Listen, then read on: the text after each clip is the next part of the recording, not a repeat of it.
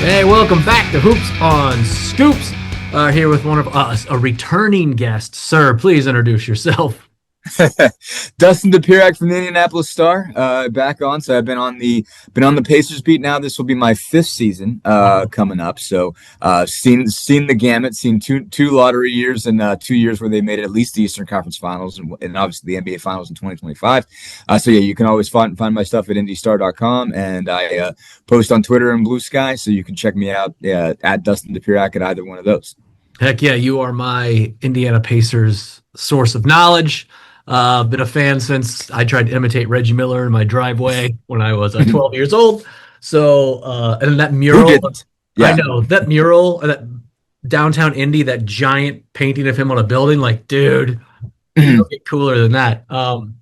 So yes, go to downtown Indianapolis, and the Kurt Vonnegut Museum is also great. Absolutely, Kurt Vonnegut Museum is terrific. And the Reggie mural is on Michigan Avenue. In case anybody's wondering for specifics, you're coming east to west, coming into downtown. It's a little bit. It's a couple streets east of Meridian. Oh, it's Michigan. Beautiful. Take your family there for 3 or 4 days, man. The kids museum, all of it. I can go all day. Love it. Yep. So we were going to chat yesterday, but you sent me a message. Big news in Pacers land. Big-ish. Yeah. Free agent signing. Maybe he's going to have a bounce back here. Talk about what happened yesterday, what that means for the Pacers.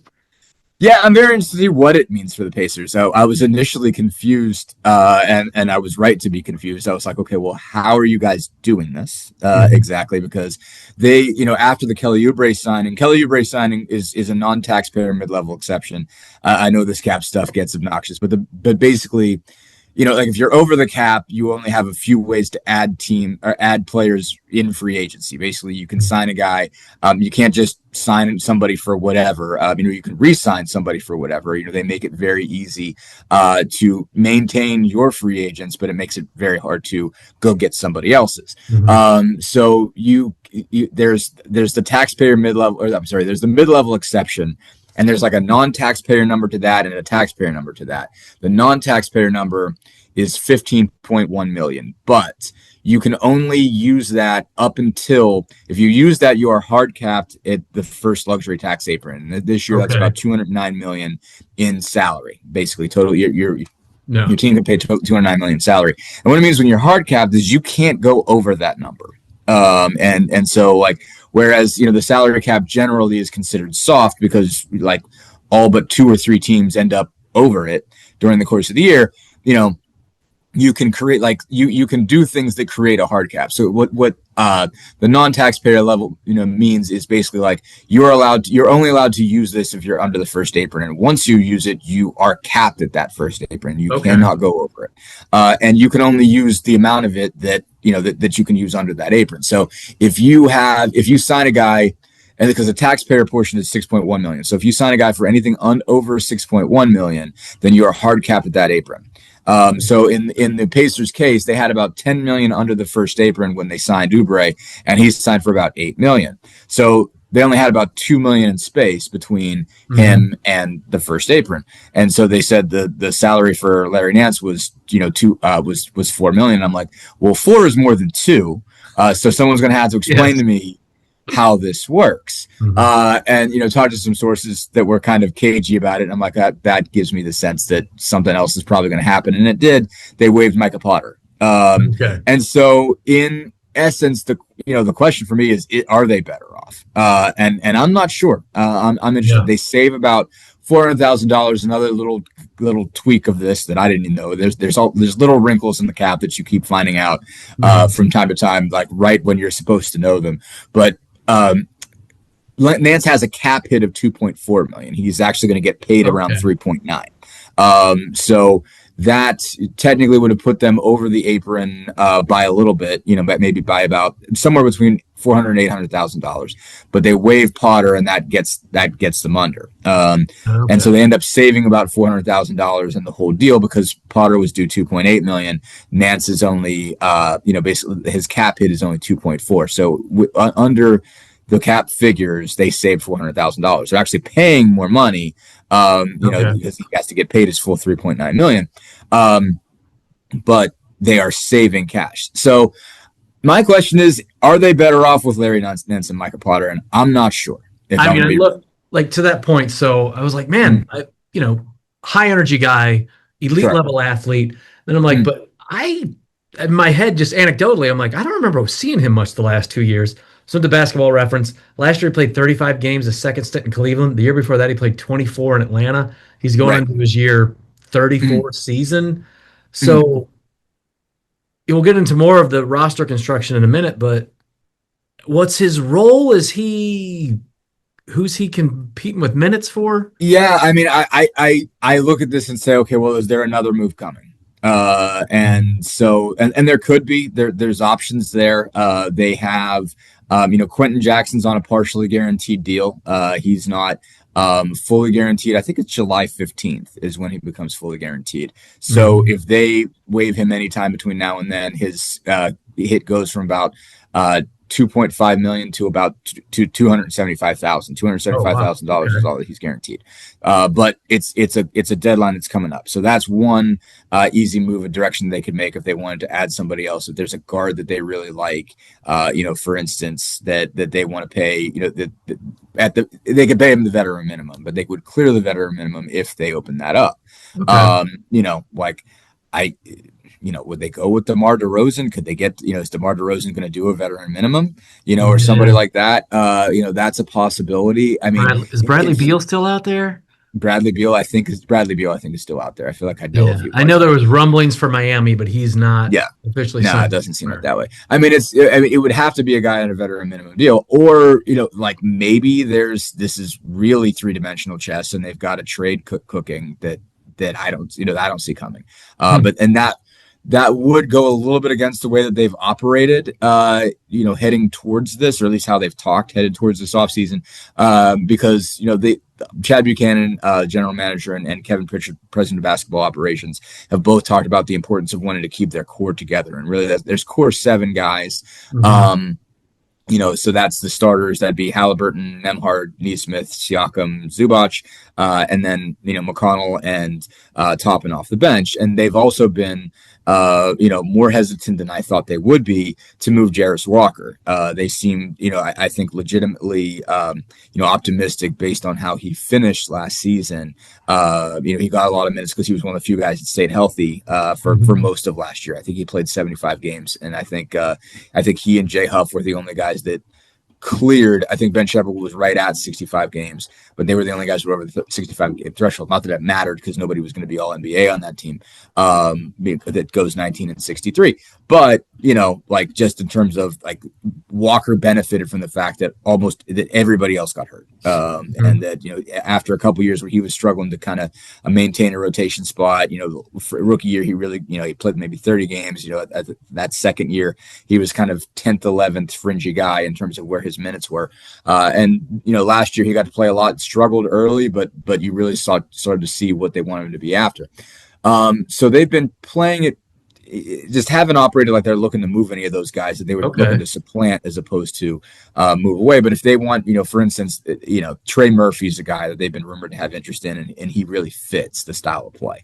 But especially when they're hard capped, they have to match salary. So if they're going to go get Trey Murphy, it's got to be Obi Toppin and an $11 million guy, because Trey Yeah. Murphy makes 27 million. So I mean, like you can't add on much salary there. I mean, if you're getting 27 back in and Trey Murphy, you have to be sending out at least 26 to Yeah. stay under that apron.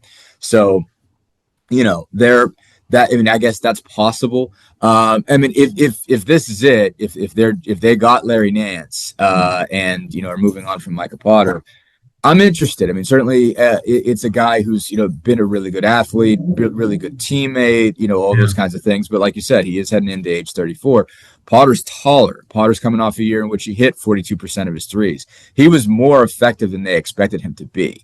I mean, Hmm. I guess it's also possible that they could get Potter back at a lower number, but that's Hmm. tight. I'm not sure if Yeah. that's going to work because I mean he's only as a veteran as a minimum, his minimum might be lower, and it might be able to just get some creative accounting in there that slides that in. But I'm not sure if that's going to work or not. But so in this case, Right now, he is the third center. My apologies. My dog has some thoughts about this as well. But Dogs are always welcome. Dogs are always yes, welcome on Hoops on excellent, Tuesday. excellent. Because Yes. Maxine, my beagle, already always has something to say. But no, I think so. He gives them some optionality, some versatility. He's a guy that can play the four or the five, so that's helpful. But Potter was effective enough that I'm surprised that they're moving on from him. Given this Interesting.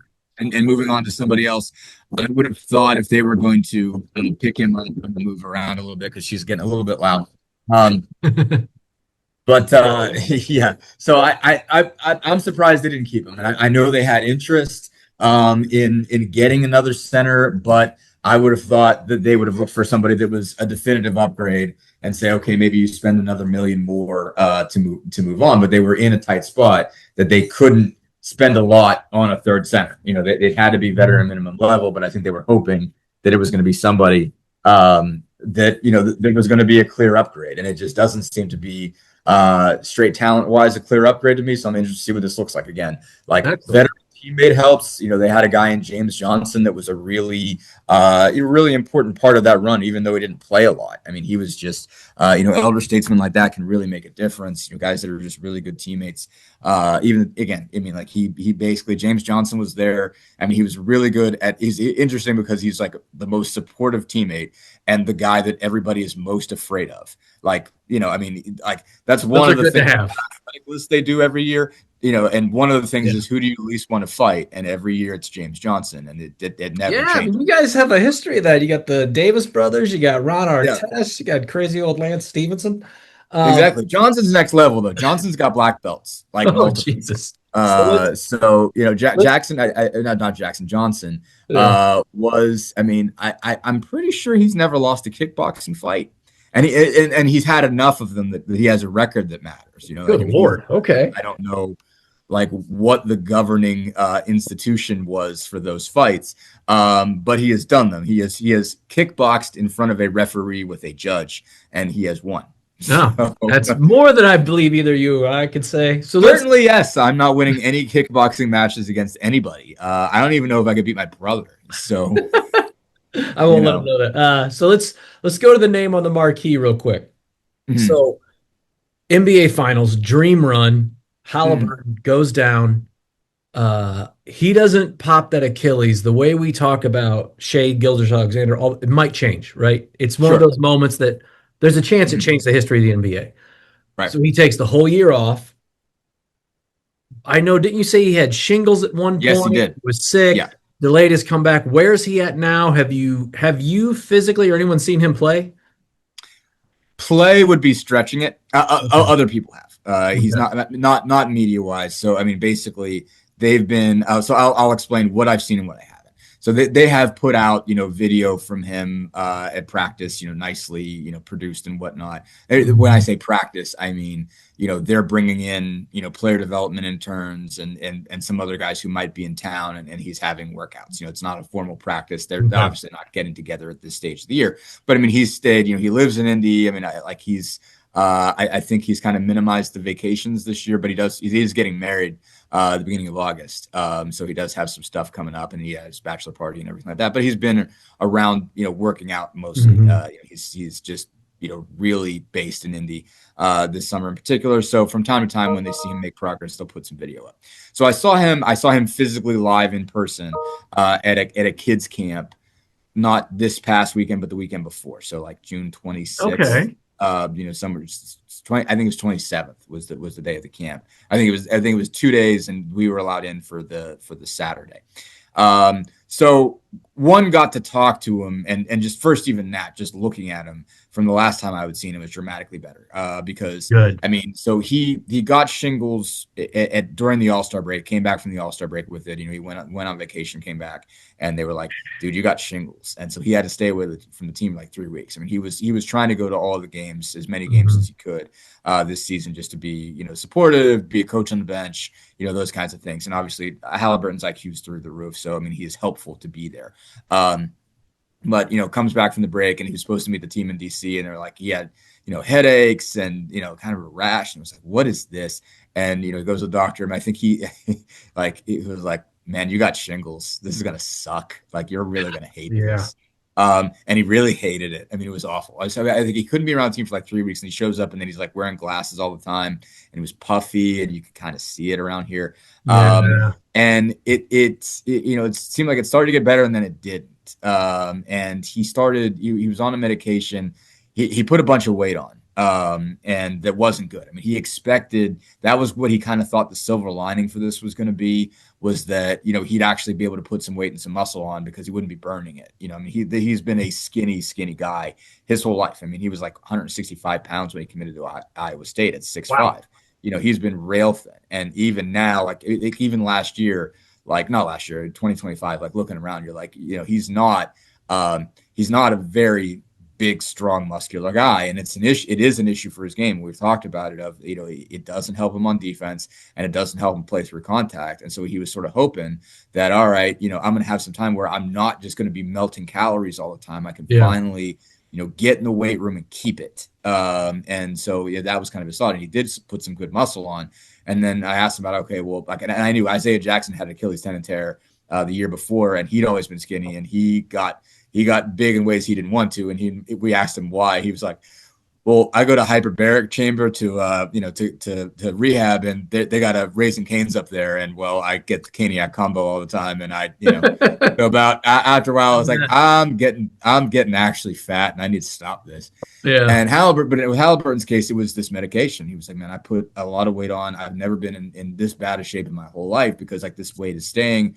I don't get to run as much as I want to. And like, I mean, he was puffy, everything. He says, but I do got a lot of time left. So this is mid-April. And at that point, like he had scratched his eyebrow. This is like his the shingles was really like centrally located right here. He scratched his eyebrow off. And so we got back to see him for the camp. And I said, well, Ty, you look a lot better. We'd seen the video come out, and you could see that he melted a lot of the weight off. He's like, yeah, man, I got 2 eyebrows now, so I'm in great shape. And but he was like, no, like really, I feel so much better. I mean, stuff finally hit, and I was able to melt a lot of the weight off. I feel stronger than I've ever felt. I'm finally in NBA condition. I don't think I'm in tip top condition, but I got 3 more months to get there. So that, and we saw him play around with kids at camp. So one kid really beat him. I mean, he's playing like probably 5% effort, but one kid, really, got to the rim on him and hit 2 threes on him.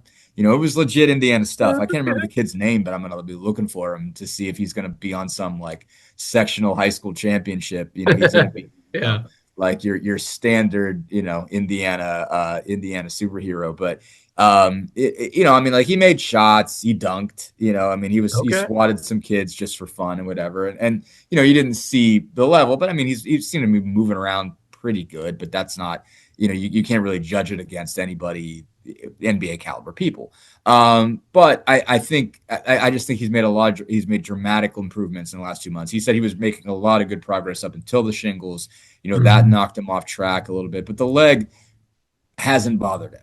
Basically, is the way he explains it. Now, the question isn't, is he going to do it with pain? It's, are you going to be as explosive? Because sometimes you have that surgery, and even if you don't feel it, even if it's not yelling at you, you just don't have the same juice in it that you used to have. Like it's hard, to recreate that. I mean, you're really retraining a muscle, and it's kind of a new one, basically. So, like you've ripped your old one in half and you have a new Achilles. And so it's like I think that's kind of the question that I'm waiting to see. And you won't know until you see him on court against NBA caliber people. Is he going to be able to blow by people? He's going to be effective. I think he's going to be like, he's by too IQ smart not to be. He's too smart and too good just to go out there and be nothing. IQ and skill set is going to make him good. I mean, he's just good with the basketball. He's going to be a great passer. He's going to be a good shooter. And he's going to get his team in the right positions. He's going to kick the ball ahead. Like how fast is he going to be able to move? How explosive is he going to be is the question that you're going to wait to see until it's then. And that can also improve. I mean, he might not be as explosive on day one as he is toward the end of it. And again, this team, when it went to the finals, he had a really bad stretch to start the season. Like, I mean, they were 10-15 that year. And he was not making shots, and it was really, really affecting him. And then he snapped out of it. And so, even if he's in a position where, it'll be for different reasons. The reasons are more physical than, I don't know, mental or really skill wise, just the ball going in the hoop.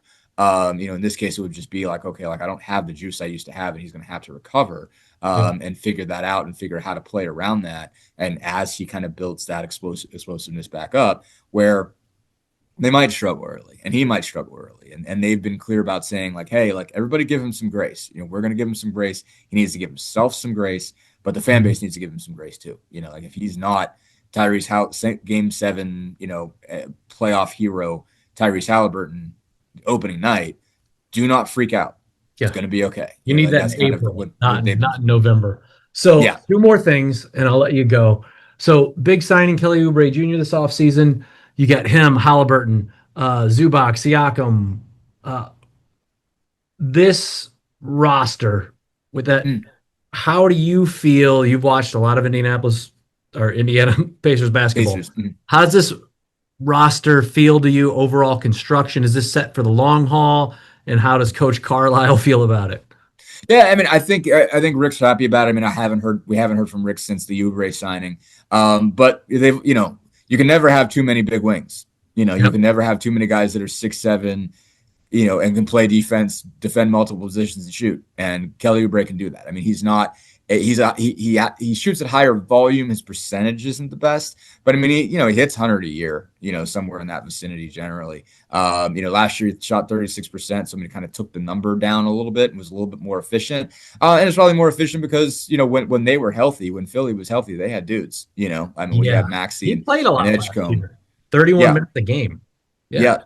So I mean, they got a lot of good work out of him. I mean, he could push for the starting job with Aaron Nesmith, and so those are your 2 small forwards. That's great. Or he can play. You can play him at the 2. I think you can put him and Walker. You have a chance of a second unit 2 to 4.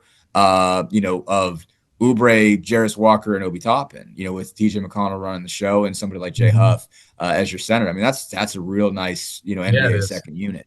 The interesting thing is going to be figuring out how Ivica Zubac, how he changes the style of play. I mean, there are not, not that Miles Turner was the fastest floor runner, but he was a floor spacer. He was a guy that stepped out and hit threes, and he was a pretty good athlete. Zubac is a good athlete in his own way, but Zubac will contribute to the pace more on the defensive end because he's going to get defensive rebounds, whereas Turner was not. That was a weakness of Turner's. I mean, he'd average 5-6 rebounds a game. He was a better shot blocker than he was a rebounder. Whereas, Zubac can really do both. He's not as good of a shot blocker as Turner is, but he's a very, very good post defender. He's a very, very good around the rim defender. And he's one of the best rebounders in the league. And so he's, that's going to be a situation where you play faster because you're stopping more offensive possessions. You are getting the ball, you're not taking it out of the net. You're taking it, out of Ivica Zubac's hands. He's kicking it ahead to Haliburton, and you run from there.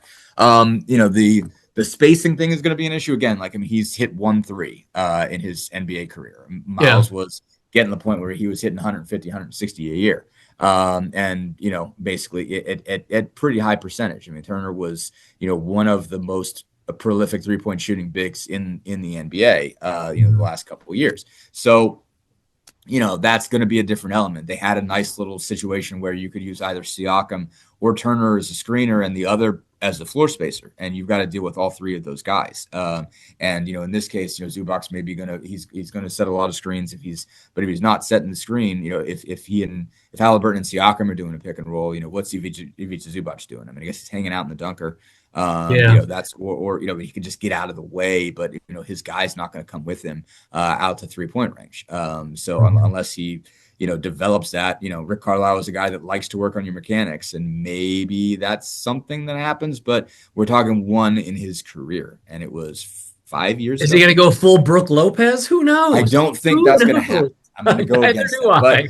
But that is going to change the style, and that's going to require they're going to have to move it around a little bit in terms of how they operate. But I mean, he's a really, really good player, and they needed a center desperately, and they needed a guy that was really, really good. And they couldn't just say, okay, well, let's get a lesser version of Turner just because we need, somebody who plays like that. I think their view is more like we need to get the best center we can get, and he's one of those guys that He's just a professional basketball player. Like Yes. he's going to do exactly what he's supposed to do, be in the right spot, play hard, not make a lot of mistakes. Like, yeah, you're right. Last year he didn't play a lot because he was in and out, but he's a double-double guy. He's 14, Yep. 15, and 10 every year. Yep. I'm excited to see it. And I know, you've told us before, Coach Carlisle is always a bit curmudgeon-y, so it'll be exciting to see what Yeah. he does with all these new Is he going to be happy that he has a full roster again? Is he going to smile? Like, what's going to happen? Yeah, kind of.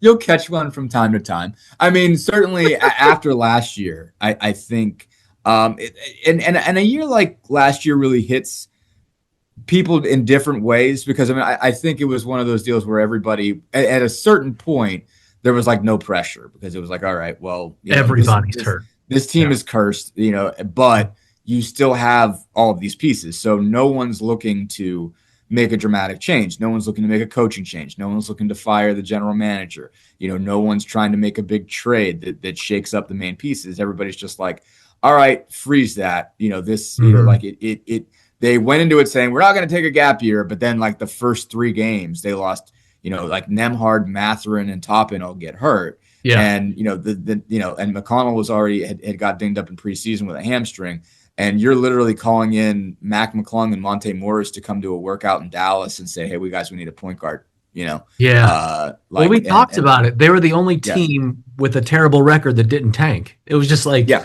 guys, Well, everybody got hurt. I would say they tanked. They I mean, eventually towards tanked. the end, there's a point where you're like, They what's the eventually point? did. They did things that were tank worthy. I mean, Yeah. the guys that they ran out there tried hard, but I mean, you did see them make a point of taking some things off of Pascal Siakam's plate and whatnot. I mean, but the beginnings of it, I mean, they came by the general placing of it honestly because they started like 1-13, and that was because by game four, you're out. Not only are you out Haliburton, you're out McConnell, you're out Matherin, you're out Nemhard, you're out Toppin.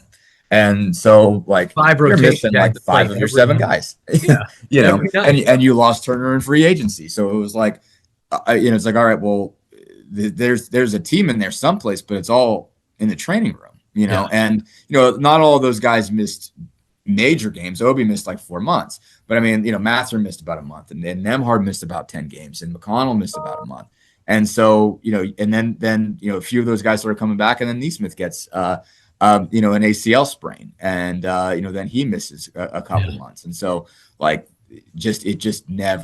it was a wreck. And they got after the All-Star break, it was like they were already playoff eliminated, and from that point on, it was like, okay, like winning is not going to be a priority here. Let's get young guys out there. They weren't actively throwing games away, but I mean, they were giving Pascal Siakam nights off when he didn't need nights off. My guy Kobe Brown got some minutes. My guy Kobe Brown got plenty of minutes. Kobe Brown got lots of minutes. I hope Kobe signs with somebody. Me too. All right, one last thing. So, Yeah. sorry, I'm taking up too much of your time. No, man, you're good. So you're the only person I've ever met that ever talked to that's been in the room when the NBA lottery draft, or not the draft, but the actual lottery picks were given out. I want to cut this off, make it its own thing. It'll be part of this, but tell us what's the whole experience like from when you get the call, you go in the room, all that stuff. Yeah, no, I mean, it was obviously something we wanted to do. Basically, my boss told me in like January, get a hold of the NBA. Basically get in touch with them and see if you can be on that list, because we'd known about people who'd done it before. The previous year that I covered the lottery, because the lottery is what's really great about it is that it does dovetail with the combine, and that they have it in the same place. They have it in Chicago. And so, like the last time I had been to the combine was 2023 when they ended up picking Jarris Walker, and that was also the Wembanyama draft. So, we're in Chicago anyway. Obviously, the Pacers were in a case where wherever they had the lottery, they were still going to have a top 10 pick, and the season was over. So it's like, okay, I was going to get to stay. In this case, but we knew some people who had done it, and we were like, man, we should have done that. And this year is like, okay, for this especially, if they got a chance at a top 5 pick, but even more so if it's on the line with the Zubac deal that it's conditional, we should be in there. This is something we should be able to watch up close. And so, got in touch with, Tim Frank at the NBA and Mark Broussard, kind of the main guys that are in their communication shop. And they got back to me pretty quick, said, yeah, well, this works fine. You make sense for you to be there. And we'll get further in touch. And so I checked in like about a week before. They had actually kind of I had some email, like we had some email changes at work in terms of like what our handle is. Long story, who cares? But what, like, I had to actually get a hold of them. But they said, okay, here's the thing, and you get the list of, okay, this is when you have to be there. You have to be in the building by this such and such a time. You can't bring your cell phone, you can't bring your computer, you can't bring any recording devices. Everything is off the record. So it's like you're going to meet at the main media workroom, and they're going to collect everybody who's going, and you're going to follow them, to this, this different room. So it was at the it's the first year they did it here. It was at the Navy Pier. Last year, I think, or the last time I was there, it was at I think it was at the Hyatt Regency, where by McCormick Place. This year they did it at the Navy Pier. So it's like, okay, you've got that's cool. One, there was like this big sort of ballroom area. Yep. Not even ballroom area. It's just big open space where they were going to do the TV show. There was a media workroom, and then there's this separate kind of convention room, or a conference room basically that they made a little bit bigger, and they put the lottery machine up in front of it, have a backdrop, and you walk in there, all the numbers are there. And so I did not know until I got in there was they're sequential. So like I thought, because basically like everybody gets like if you have the worst record, the teams with the 3 worst record get 140 numbers. But I thought they were kind of like randomly assigned, but it's not. It's like it's 4 ball combinations. So the team with the worst record gets the first 140 numbers. So it's like 1, 2, 3, 4, 1, 2, 3, 5, 1, 2, 3, 6, 1, 2, 3, 7, 1, 2, 3, 8, 1, 2, 3, 9, 1, 2, 3, 10. Okay. And so it's like what I didn't know about. So, but like all of those are on the board, and you're like, okay, well, this is interesting how they set it up. So like the Pacers start at like 1, 4, 10. But what's interesting about that is like the Pacers are in a spot where they don't have any 2s and they don't have any 3s. But but anything that comes up for them has to have a 1. Everything is contained within like all of your combinations have a 1 in them. And so like that gives you a sense going in, and I hadn't even fully processed it while I was watching. So like again, they give you a notepad and a paper, and they kind of explain to you like this is how it works. There's going to be 10 seconds between these balls and everything like that. You're in there like every team has a representative, and it's like somebody in their front office. Like it's not somebody that's, like, whereas like you have like kind of a symbolic person in the room where they do the TV show, where they sent TJ McConnell. In this case, it was their executive vice president, Ted Wu, was in the building. And so,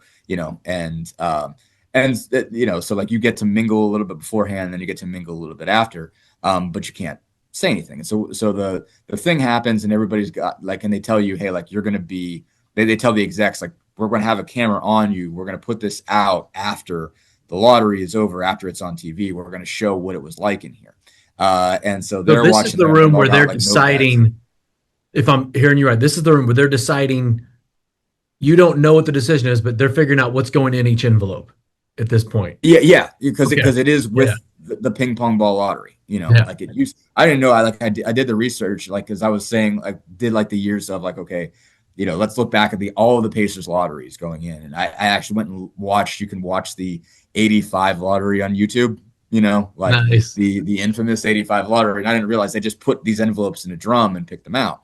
In this case, it's, the envelopes are decided by the ping pong balls, And so you watch this thing go, and like, again, they're like directly in front of the ping pong balls is all the executives. And there's like kind of like caddy corner off is where the media are. And there's like probably, again, like 10, 12 of us, like it's some national, but some like local from the teams that are in there. And I didn't even like, it didn't even like dawn on me fast enough. The second ball that comes through on the first, for the first one is a 2, and the Pacers don't have any 2s.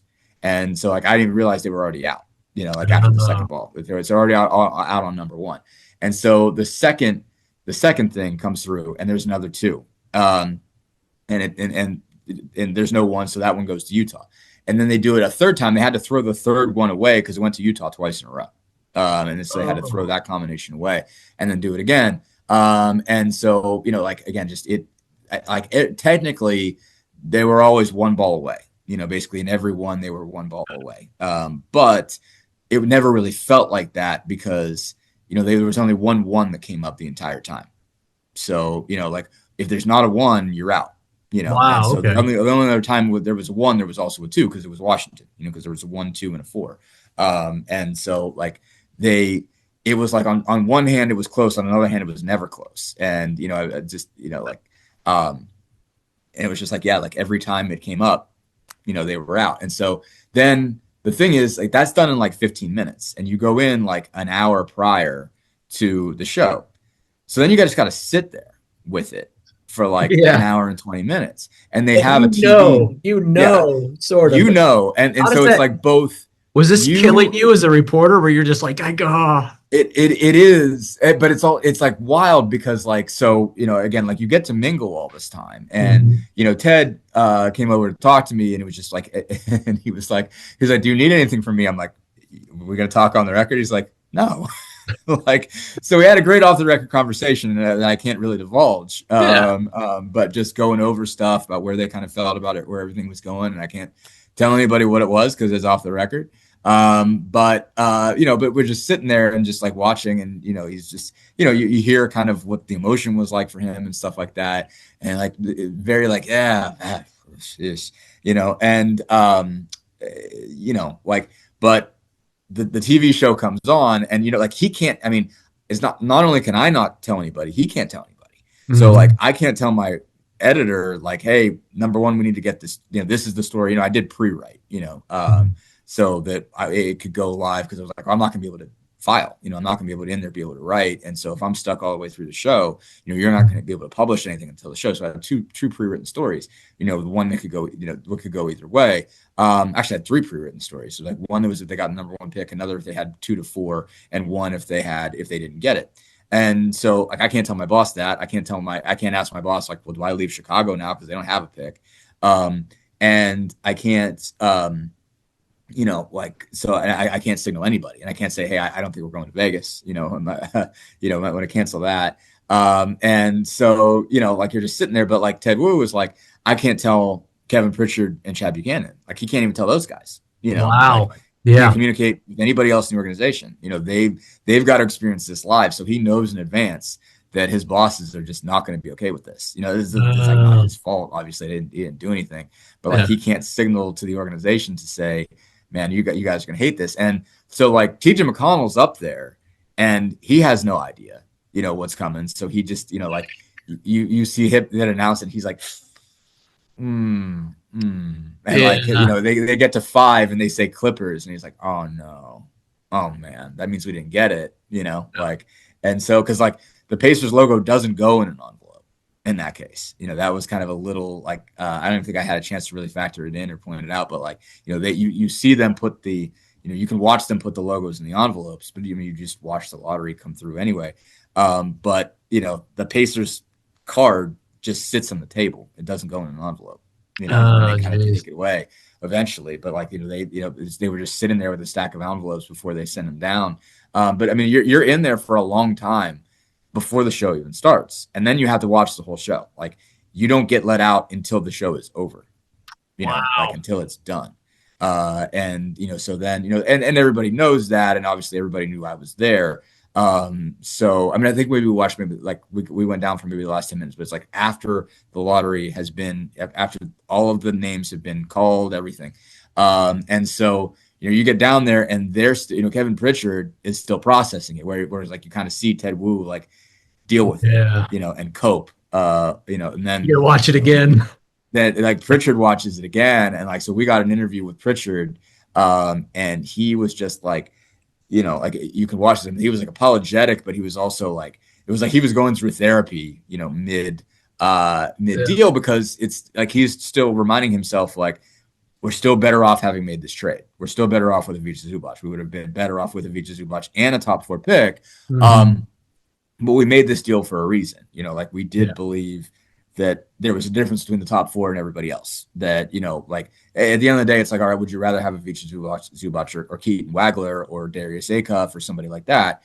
The answer is no. But you weren't far enough to say, I'm okay with missing out on AJ Debonsa or Darren Peterson or Cameron Boozer. I want to still have a shot at those guys. And that's kind of how they, drew their line. I'm sure the Clippers were like, man, we want to go into, we don't want you to be able to guarantee yourselves this pick. Like, we're not giving you Zubac because, we don't have to, basically. And so we don't want a scenario where you can play yourselves out of the possibility of losing this pick, that you can lose enough to guarantee that you don't, that you keep it. Like, we want to have a shot on lottery day. So you can get the top 4, I guess we'll agree to that. But if the lottery balls don't go your way, we want the pick. We don't want you to be able to, even if you have the worst record, we don't want you to be able to keep the 5. We want the 5, we want the 6, we want the 7, we want the 8, we want the 9. And any of those come through, we want it. And so, the Pacers ultimately had to make a decision of, if we lose this, are we better off? And I think they are, and I think they think they are, but it still really sucked for them, because I think they were really had stars in their eyes of what if we get Zubac and AJ Debonsa and Darren Peterson and Cameron Boozer and Caleb Wilson, any of those 4, they'd be like, man, we're really, really set. And so, he was kind of processing that in real time, okay, what are we going to do? And the answer is they're going to go out and get Kelly Oubre, and they managed to fit him in. And, that's not a bad scenario either. So it does pick them up, but it is the weird part is it happens fast.